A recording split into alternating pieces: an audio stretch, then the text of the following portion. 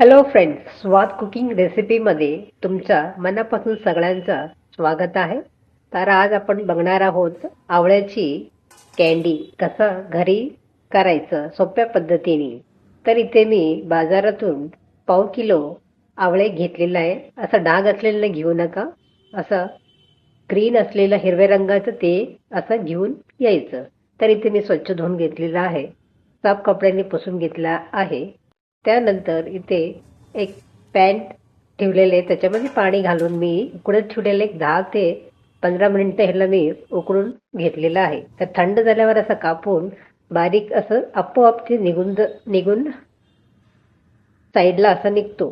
तर त्यानंतर मी ते थंड झाल्यावर कापे मिक्सर ग्राइंडरवर घालून थोडासा अद्रकचा तुकडा पण घातलेला आहे. त्यानंतर इथे मी बारीक असं वाटून घेतलेलं आहे. गॅसवर पॅन ठेवून 1 चम्मच तूप घालून त्याला मेल्ट करून घेतलेलं आहे. त्यानंतर इथे वाटलेला बारीक पेस्ट ते इथे पॅनमध्ये घातलेला आहे. ह्याला छान तुपामध्ये परतून घेऊया घट्ट होईपर्यंत. हे बघा असं छान घट्ट झालेलं आहे. त्यानंतर इथे मी घातलेलं आहे असं अर्ध वाटी साखर. तुमच्या आवडीनुसार तुम्ही घालू शकता इथे. तर इथे अर्धा वाटी मी घातलेले. त्यानंतर काही मसाले घेतले. काश्मीरी लाल मिरची पावडर, लाल तिखट, काळा मीठ, काळी मिरची पूड, जिरा पावडर हे सगळं घालून मिक्स करून ठेवलेलं आहे मी ह्याच्यामध्ये. आणि कॉर्नफ्लोअरचं सरीसुद्धा इथे घातलेलं आहे मी. त्याच्याने काय होतं, छान कापे पडतात.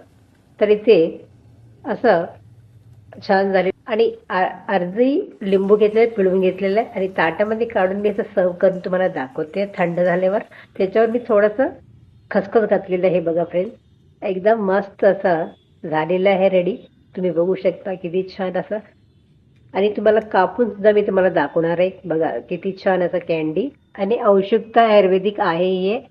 कधीही तुम्ही हे जेवण झाल्यावर हे एक सुद्धा फोड खाल्ल्यानं अप्रतिम लागतं. काहीतरी गोड खावंसं वाटलं तरी हे आपण करून खाऊ शकतो. थंडीमध्ये हे करून नक्की ठेवा आणि फ्रीजमध्ये 1 आठवड्यापर्यंत टिकेल. अप्रतिम लागतं फ्रेंड्स. अच्छा, हे रेसिपी तुम्हाला कशी वाटली कमेंटमध्ये नक्की सांगा. अशा रेसिपीज मी तुम्हाला नक्की नवीन नवीन रेसिपीज आणि काही कमेंटमध्ये सांगा कुठला रेसिपी आवडलेली तुम्हाला. Thank you for watching.